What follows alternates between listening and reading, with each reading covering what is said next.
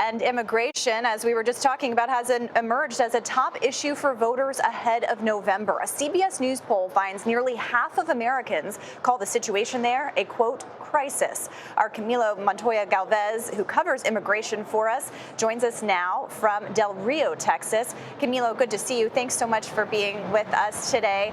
What are you watching for in the president's address tonight? You've been covering all the latest with this attempt to put forward immigration policy. What are you looking for in the speech tonight? Caitlin, whether he likes it or not, immigration has clearly become a defining issue for President Biden's presidency, one that is playing a major role, as you both underscored, in this election for president in 2024. We should expect President Biden tonight to remind the American public that Republicans in Congress demanded sweeping restrictions on asylum here at the U.S.-Mexico border in exchange for supporting additional border operational funds and additional aid to Ukraine and other allies across the world. But when the White House and a bipartisan group of senators released a compromise that would do just that, including sweeping reforms to the asylum system, Republicans immediately rejected it, mainly because of political reasons. That is going to be his argument. He is going to blame former President Donald Trump for the collapse of this deal. As you know, former President Trump is again trying to make this a top issue central to his campaign, and he is hoping that it will once again propel him to the White House. He is promising mass deportations, tougher policies here at the border, and an end to birthright citizenship. And this wall behind me, built under his administration, is a towering reminder of how central this issue is to former President Trump's political career. Camilo, I want to ask you something that at the surface sounds very simple, but I know has many layers to it. Already today, Republicans have been quoting all sorts of numbers about illegal immigrants or undocumented immigrants who have come into America during the Biden administration. Former President Trump said that number is 20 million. Other Republicans I've heard quoted say 8, 9, 10 million. Is there any way to communicate exactly or with some kind of precision what that number actually is? Well, Major, that is a complicated question, so bear with me. Customs and Border Protection over the past 3 years has recorded roughly 7 million migrant encounters here at the border.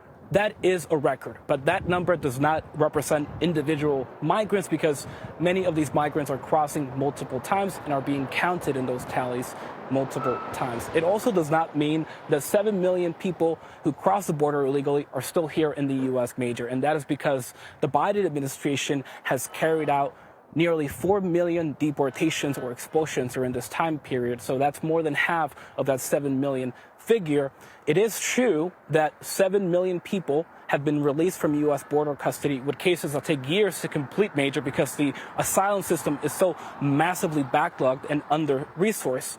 But it is also true that these migrants are allowed under U.S. law to request asylum, and the only entity in Washington, D.C., Major, that can change that is Congress. Right now, U.S. law allows those who are physically here on U.S. soil to request asylum, even if they enter the U.S. illegally.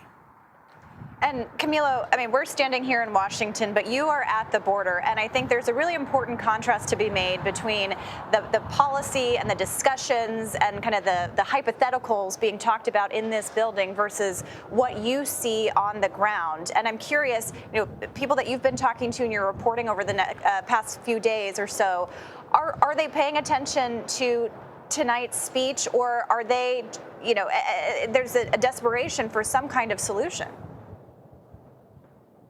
Well, Caitlin, for the past few weeks, we have been talking to residents here in Del Rio and Eagle Pass and other towns across the U.S.-Mexico border.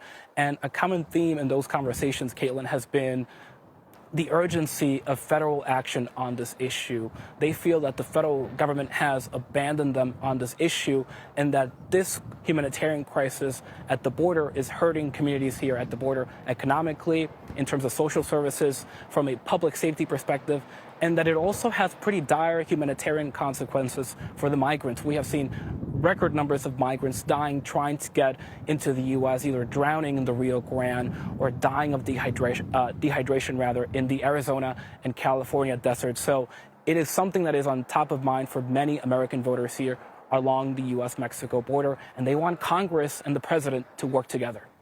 On the scene for us in Eagle Pass, Texas, Camilo Montoya-Galvez, thank you so very much.